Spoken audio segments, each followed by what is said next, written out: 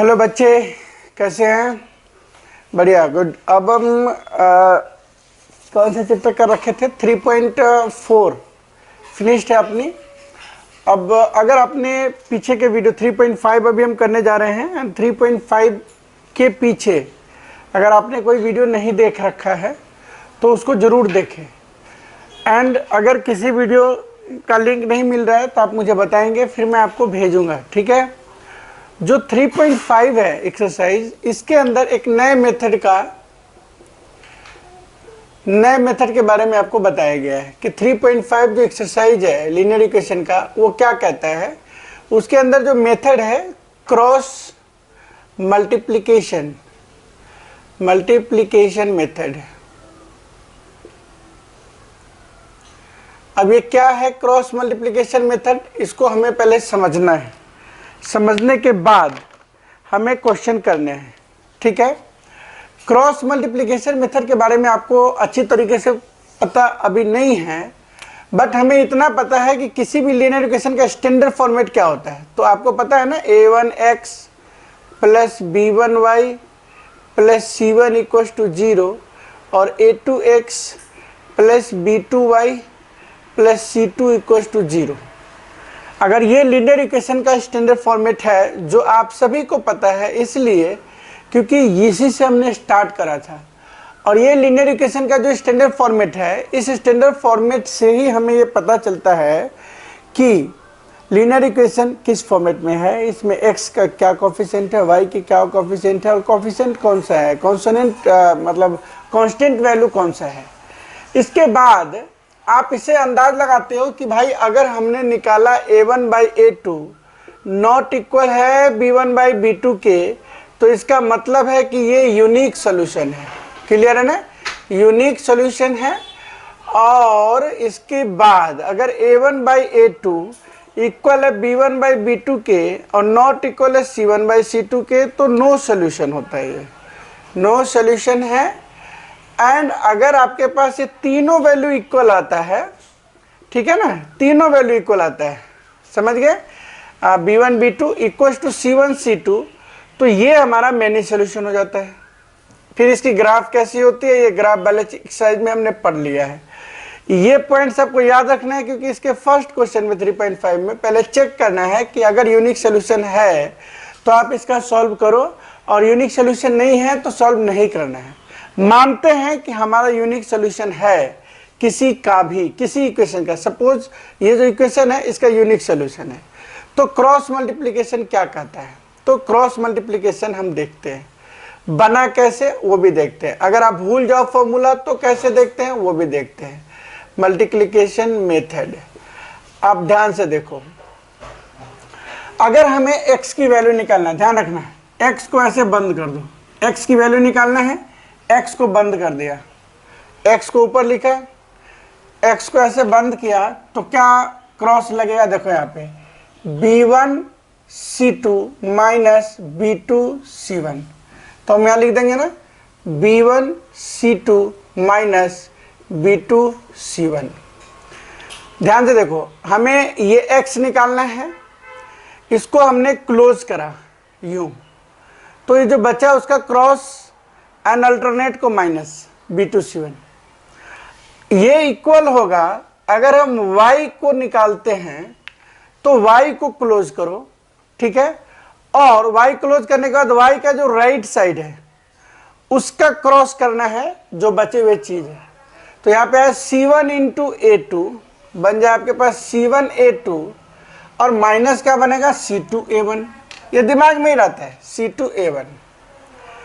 और कांस्टेंट के लिए कोई वैल्यू नहीं है, इसलिए इसके 1 रखने हैं, और इसका राइट कौन सा है, इधर, इधर से इस साइड में राइट पड़ेगा, है ना, मतलब ऐसे घूम के इधर आ जाएगा, तो बन जाएगा a1 b2, यहाँ a1 b2 minus a2 b1, तो बन जाएगा आपके पास a1 b2 minus a2 b1।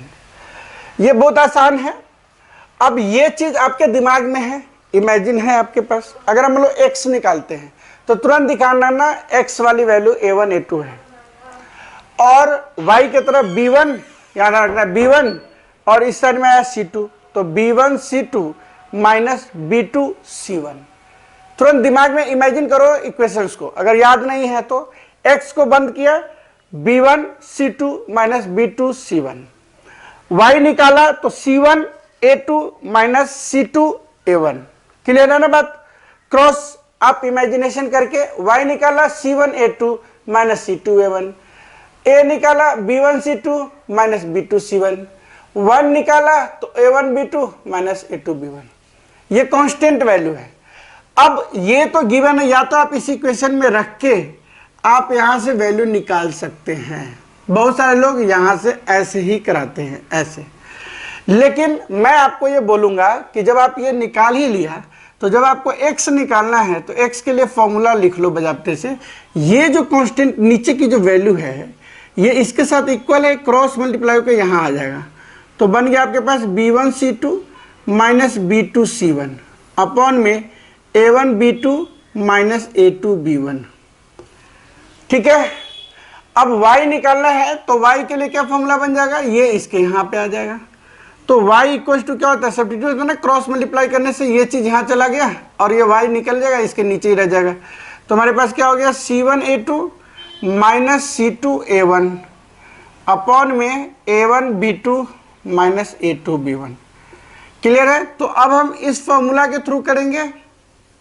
अगर आपको समझने में इस फॉर्मूला से ज़्यादा इजी है तो आप इससे भी कर सकते हो, जिसको जैसे समझाया गया। लेकिन मैं कहूँगा कि x निकालना है तो तुरंत x वाले चीज़ को दिमाग रखो। अच्छा, उसके बगल में B1 है तो B1C2 माइनस B2C1 अपॉन में A1B2 माइनस A2B1।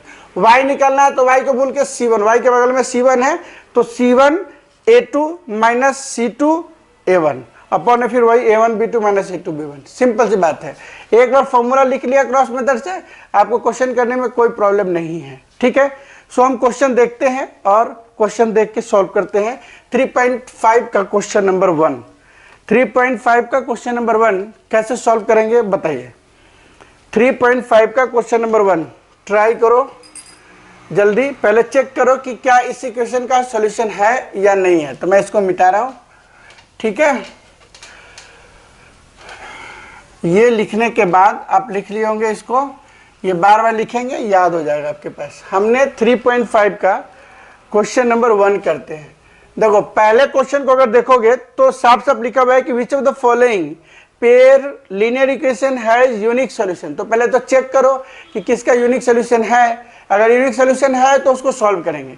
तो फर्स्ट वाले जो क्वेश्चन है उसमें यूनिक सॉल्यूशन है ही नहीं उसका। x minus 3y minus 3 equal to 0 है एंड दूसरा 3x minus 9y minus 2 equal to 0 है।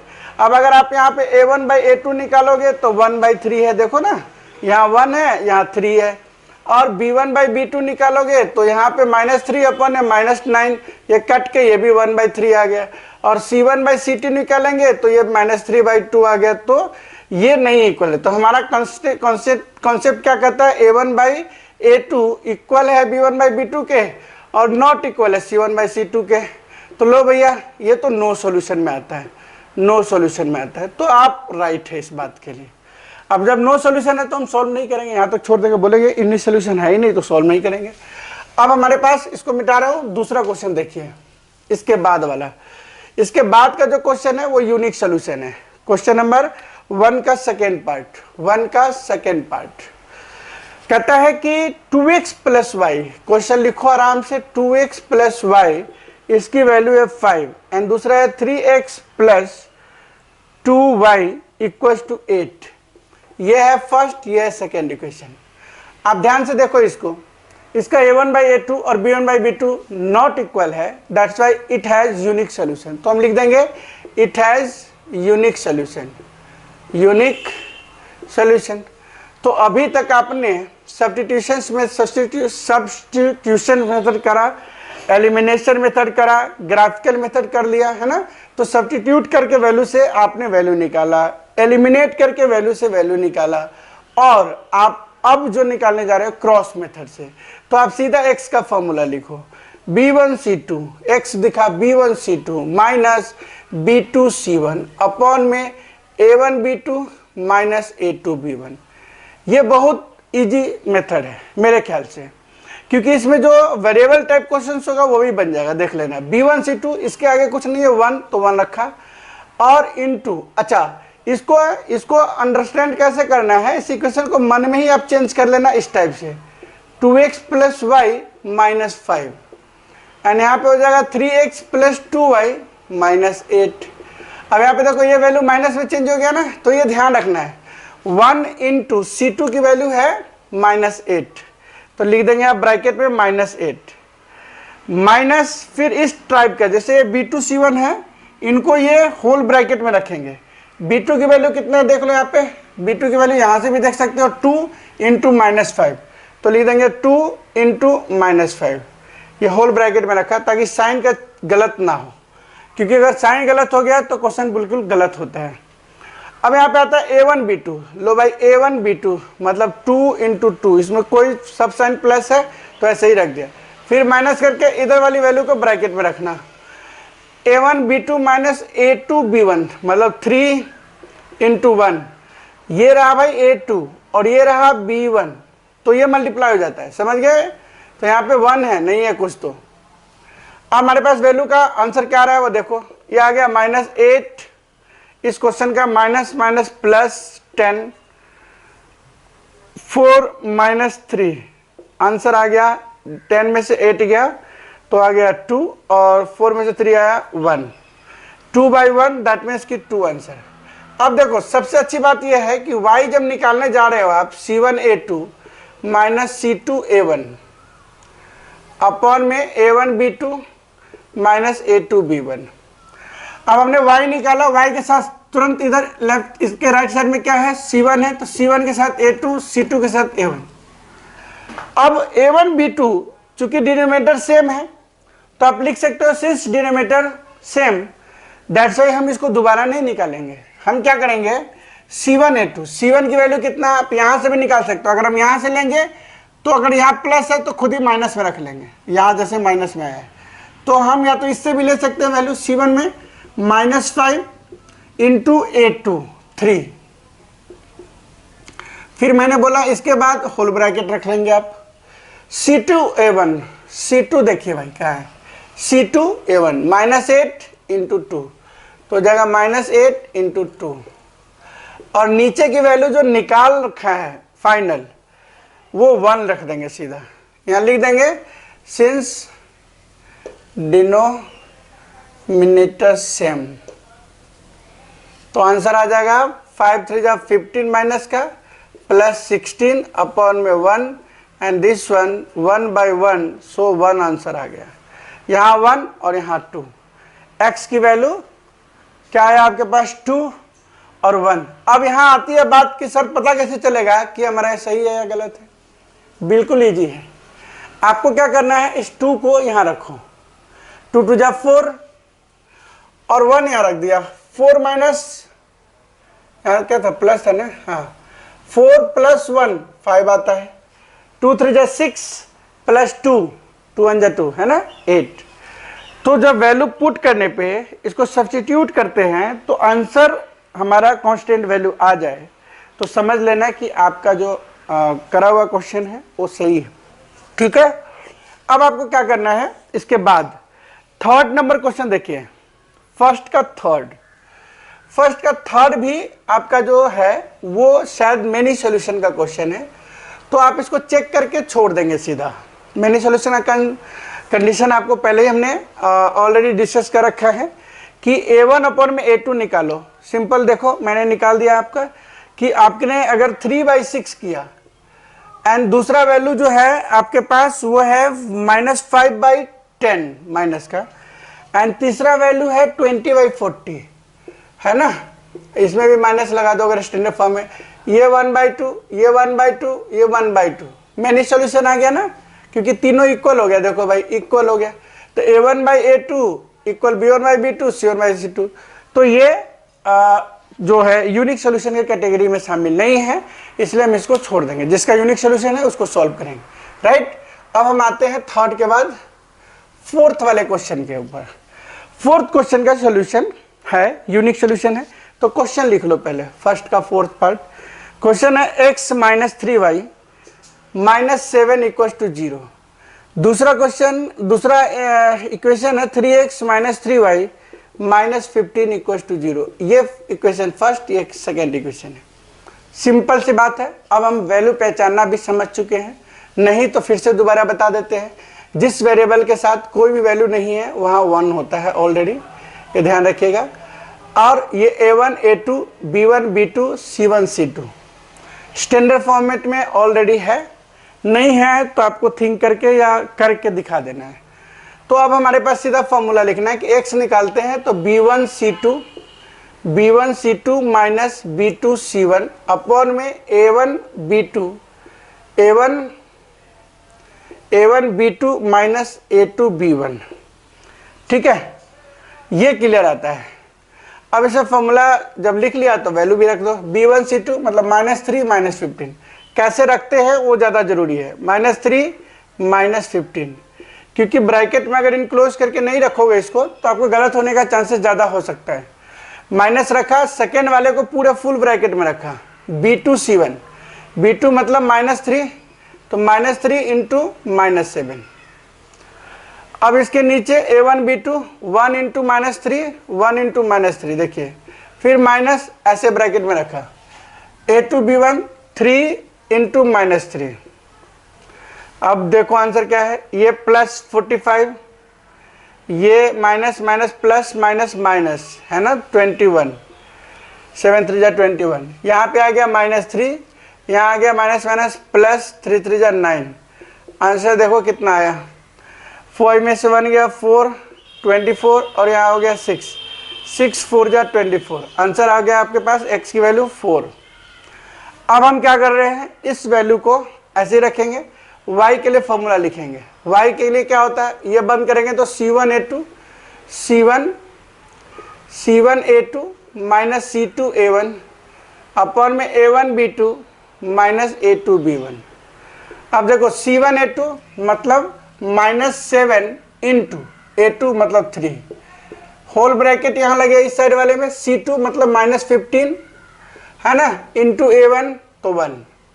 नीचे की वैल्यू सेम रख दो, क्या आया है सॉल्व करके 6 रख दिया, और यहाँ लिख देंगे, लिखना है तो सिंस डिनोमिनेटर सेम है ना, d सेम लिख दो सीधा। तो आपका आ गया -21 और माइनस माइनस प्लस 15 अपॉन में 6, तो 21 में से 15 गया माइनस 6 अपॉन में 6 and this one -1 answer I think. अब देखते हैं डाल के वैल्यू में, x की वैल्यू 4 डालो, 4 यहाँ डाला है ना 4 और यहाँ पे आ गया माइनस माइनस प्लस 3, तो 4 और 3 7 प्लस में -7 कट के 0 आ गया। ठीक है, 3 4 जा 12 प्लस 3 15 कट के 0 आ गया, तो राइट आंसर है। वैल्यूज भी हमने चेक कर दिया। मेथड आपको समझ में आ गया। अगर मेथड समझ में आ गया तो इसके ऊपर आपको जो पीछे आपने एलिमिनेशन मेथड से सॉल्व किया है ना, उसको एक बार क्रॉस मेथड से सॉल्व करके देख लो। ठीक है, और क्रॉस मेथड से सॉल्व करके देख लो, आपका आंसर अगर सही आ गया तो समझो आप सीख गए, क्योंकि किसी भी मेथड से सॉल्व करोगे तो इक्वेशन का आंसर सही आएगा। ठीक है, बिल्कुल सही आएगा। समझ गया ना बात को। तो आप इसमें क्वेश्चन नंबर सेकेंड तो मैं कराता हूं, लेकिन थर्ड नंबर क्वेश्चन आपको solve the following linear equation by the substitution method and cross multiplication method. ठीक है, इसको करने हैं आपको। तो चलो मैं पहले थर्ड कर लेता हूं, फिर सेकेंड नंबर क्वेश्चन करते हैं। राइट,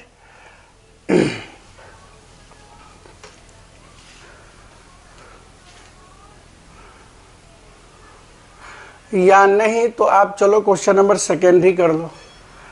ठीक है ना, सेकेंड नंबर क्वेश्चन लिखिए। क्वेश्चन कह रहा है, ये बहुत अच्छा क्वेश्चन है और वेरी वेरी इंपॉर्टेंट है। क्वेश्चन पे आप अभी वेरी वेरी इंपॉर्टेंट लिख लीजिए एग्जामिनेशन पॉइंट ऑफ व्यू के लिए। Infinite number of solution. तो पहले तो क्वेश्चन लिख लो 2x plus 3y equal to 7 है, एंड दूसरा है a minus b x and plus a plus b की value y equals to 3a plus b minus 2। ये फर्स्ट इक्वेशन, सेकेंड इक्वेशन कह रहा है कि find the value of a and b for, यहां जरूर दिया रहेगा, फॉर इनफाइनाइट मेनी सॉल्यूशन।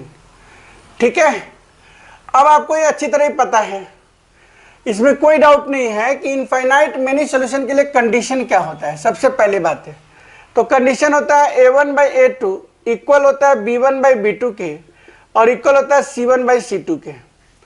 ये कंडीशन अगर हमें पता है for infinite solution, for infinite, तो भाई क्लियर है ना कि जब हमें ये चीज पता है तो आप इस वैल्यू को देखें a1/a2 मतलब 2 अपॉन में a2 क्या है a माइनस बी इक्वल रखो 3 अपॉन में a plus b equal to, देखो ये चीज 7 प्लस इधर है उस साइड में जाएगा तो -7 और ये भी पूरा वैल्यू इधर जाएगा तो माइनस ब्रैकेट के आगे 3a प्लस बी -2।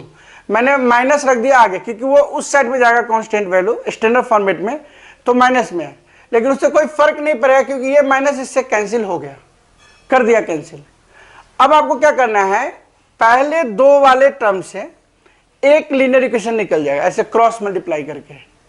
तो करो क्रॉस मल्टीप्लाई, 2 से 2a प्लस 2b हो जाएगा 2a प्लस 2b और यहां हो गया आपके पास 3a minus 3b।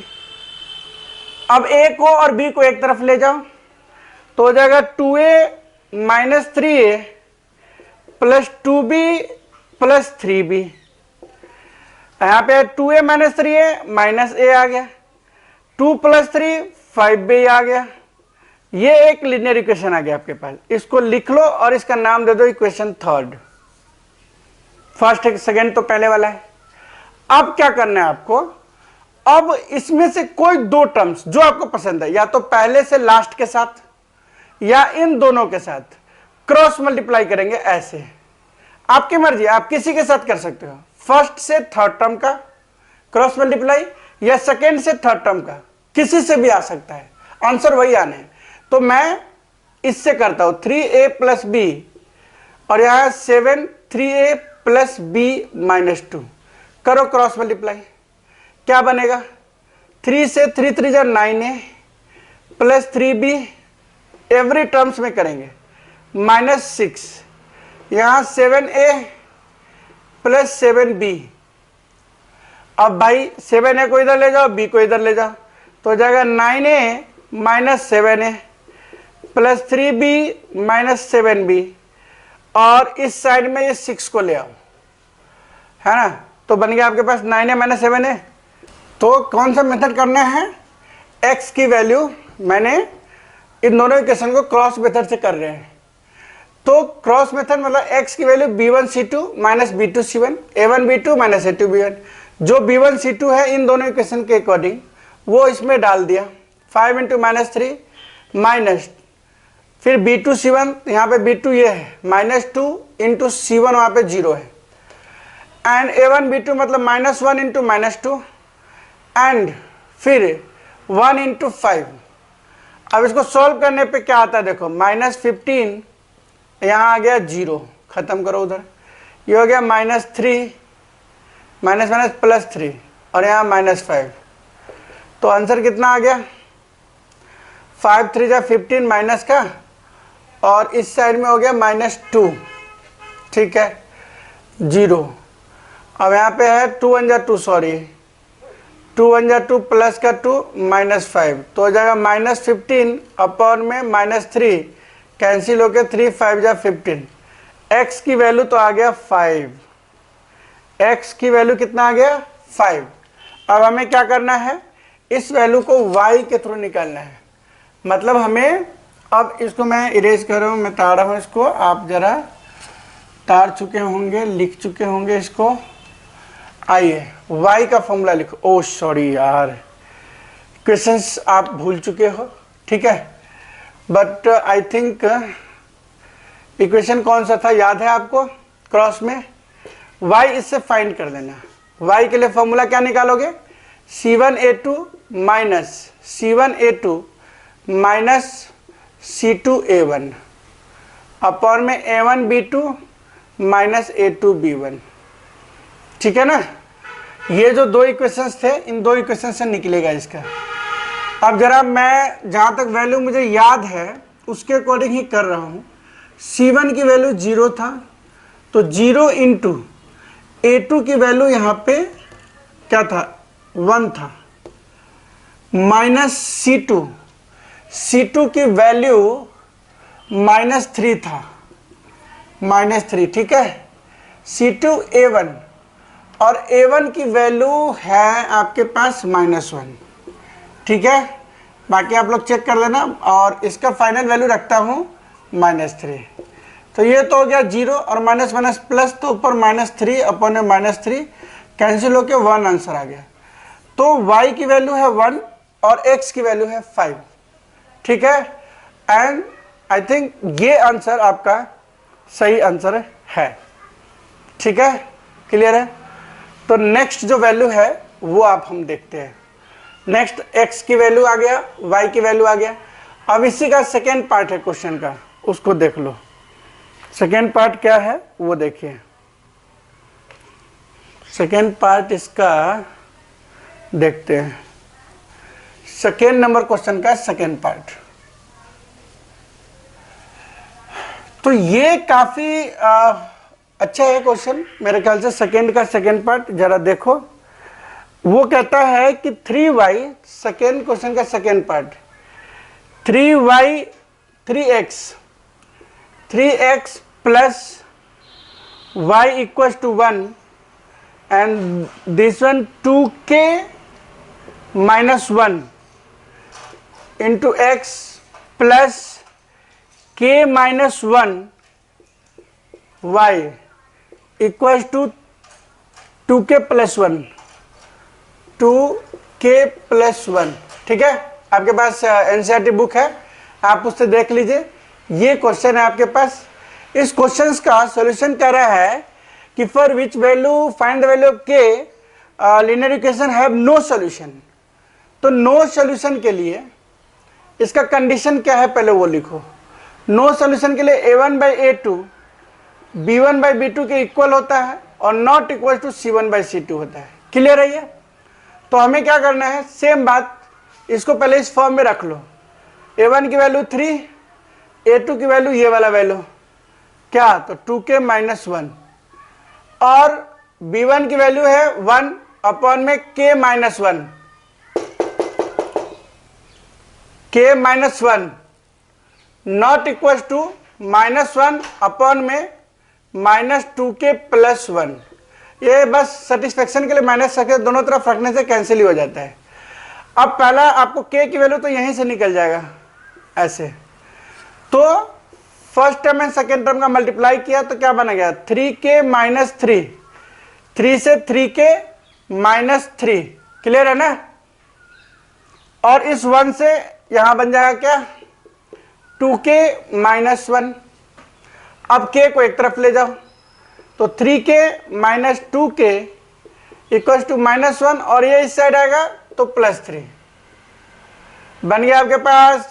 3k 2k k बन गया, और यह हो गया 2, तो k की वैल्यू हो गई 2 आपके पास। k इक्वल टू 2 है।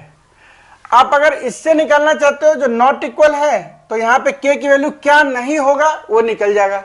चलो यहां भी कर लेते हैं क्रॉस मल्टीप्लाई, तो हो जाएगा 2k प्लस 1,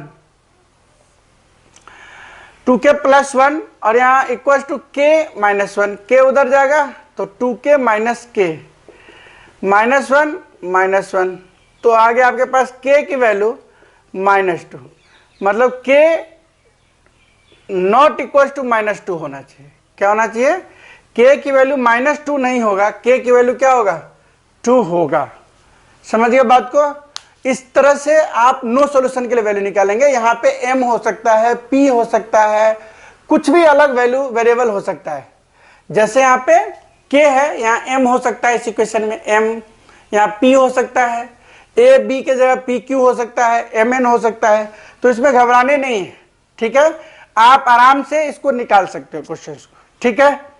नेक्स्ट क्वेश्चन हम देखेंगे, question number 3 I think solve हो जाना चाहिए, बट आप पहले ट्राई कर लो सॉल्व करके, अगर कर पाते हो तो फिर मैच कर लेना, ठीक है। और नहीं, अगर अभी भी समझने में कुछ प्रॉब्लम है तो ऋषि, तो आप इसको जरा देखो। Question number 3, third number question का क्रॉस मल्टीप्लीकेशन मेथड से सॉल्व करना है। इक्वेशन लिख लेते हैं, 8x plus 5y equal to 9, दूसरा हमारे पास 3x plus 2y equal to 4। Question में कह रहा है कि solve the following equation by cross multiplication method, ठीक है। और 4 नंबर क्वेश्चन में क्या है, वर्ड प्रॉब्लम क्वेश्चन है क्या? हाँ जी। तो आप आइए, हमारे पास ये 2 इक्वेशन है, बहुत इजी है। क्रॉस मल्टीप्लीकेशन कोई प्रॉब्लम नहीं सर। x की वैल्यू लिखो b1c2 minus b2c1, a1b2 minus a2b1। क्या दिक्कत है? b1c2, b1 की वैल्यू क्या है 5, तो लो भैया 5 इंटू c2 की वैल्यू क्या है, ये इस साइड में आएगा, उस तरफ से देखेंगे, इस साइड में आएगा तो माइनस हो जाएगा, ध्यान रखना, -4 माइनस b2c1, b2 की वैल्यू है 2 और 9 उस साइड में आएगा तो -9, तो -9। ये साइन का ध्यान रखना है आपको, या तो पहले ही चेंज कर लो। अगर change question, third number question, linear equation given है। इस लीनियर इक्वेशन में हमने वैल्यू मतलब लीनियर इक्वेशन लिखने के बाद x की वैल्यू निकाला, जो फॉर्मूला है b1c2 minus b2c1, a1b2 minus a2b1। अब आपको b1 की वैल्यू रख दिया यहाँ पे, b1 ये 5 है, c2 -4 है, बिकॉज इस साइड में जाएगा -4 हो जाएगा। b2c1, b2 की वैल्यू 2 है और ये c1 इस साइड में आ जाएगा तो -9 आ जाएगा। नीचे में a1b2 लिखो, मतलब 8 इंटू 2, इसमें कोई साइन की चेंजेस नहीं है, -5 इंटू 3 है ना, a2b1, तो 3 इंटू 5।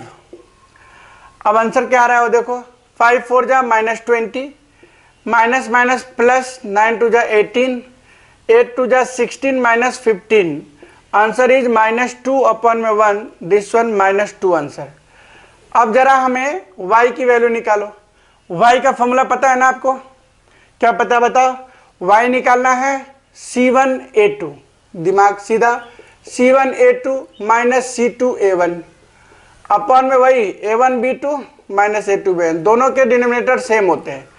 c1a2 की वैल्यू, c1 देखो यहाँ पे -9 इंटू a2 की वैल्यू 3 माइनस इस ब्रैकेट में रखा c2 की वैल्यू -4 एंड a1 की वैल्यू 8। लो भैया, आइए आपके पास b1 b2, तो b1 कितना है, a1 b2 सेम है, 1 आ गया आंसर, 1 रख देते हैं इसके नीचे क्योंकि डिनोमिनेटर सेम है, डिनोमिनेटर सेम। 9 3 जा 27 माइनस का 27 प्लस 8 4 जा 32 अपॉन में 3 अपॉन में 1। अब आ गया आपके पास 27 में से 32 गया 5, तो आंसर आ गया ना 5। y की वैल्यू 5, x की वैल्यू -2। चेक कर लो कि आंसर सही है या गलत है। आइए चेक करते हैं। y की वैल्यू 5 पुट करा, 5 5 जा 25 और यहाँ पे पुट करा 8 2 जा 16, गलत नहीं है, 7 3 10। c1a2 9 माइनस 9 इंटू 3 27, ठीक है। c2a1 4 इंटू -4 इंटू 8, ठीक है, प्लस 32, इधर -27 37 5 आ गया। इस साइड में आपके पास a1 b2 वही सेम चीज़ है, यहाँ पे चेक करो एक बार, a1 b2 8 2 जा 16 5 3 जा 15, 16 15 1 आ गया। यहाँ पे आपका -2 आ गया, तो ठीक तो है, -2 यहाँ रखा x की वैल्यू, तो 8 2 जा -16, 8 2 जा -16 और प्लस 25, हाँ 9 6 15, ठीक है, बिल्कुल सही है। अब इसमें रखो y की वैल्यू 5 2 जा 10 एंड 10 में से -6 गया, 10 में से -6 गया 4, बिल्कुल सही है। आपने चेक कर लिया और चेक करने के बाद ही हमारा आंसर सही आ रहा है, इसका मतलब बिल्कुल सही, आपको आंसर देखने की जरूरत नहीं है। ये हैबिट डालो लीनियर इक्वेशन सॉल्व करते समय, ठीक है, जिससे कि आपको आसान हो जाएगा, आपको आंसर पे डिपेंड नहीं रहना पड़ेगा, आप सेल्फ डिपेंडेंट हो जाओगे कि हमने जो वैल्यू निकाला बिल्कुल सही है, ठीक है। अब इसके बाद जो नेक्स्ट है वो हमारा वर्ड प्रॉब्लम होगा, इसका क्वेश्चन, ठीक है। सो आप इसको आई थिंक देखने के बाद देखते देखते रिटर्न किए होंगे, रिटर्न करके समझ गए तो एक बार फिर से सब चीज़ बंद करके दोबारा क्वेश्चन सामने रख के आप इसको करने की कोशिश करना। इनके जो सेकेंड नंबर क्वेश्चन है इस वेरी इंपॉर्टेंट, इतना इंपॉर्टेंट है जो हमेशा पेपर में पूछा ही जाता है, ठीक है ना। ओके, सो मिलते हैं नेक्स्ट वीडियो में।